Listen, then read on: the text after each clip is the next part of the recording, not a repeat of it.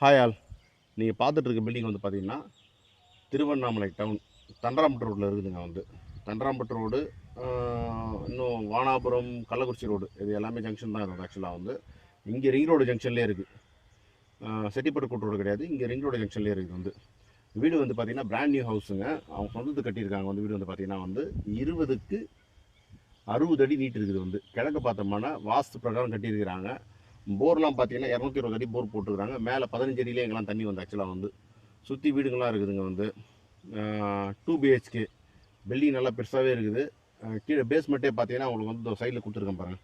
பேஸ்மெண்ட்டே பார்த்தீங்கன்னா கிட்டத்தட்ட 4.5 5 அடி ஹைட்டியை போட்டிருக்காங்க. சொந்த வீட்டுக்கு பண்ணுற மாதிரி தான் பண்ணியிருக்காங்க.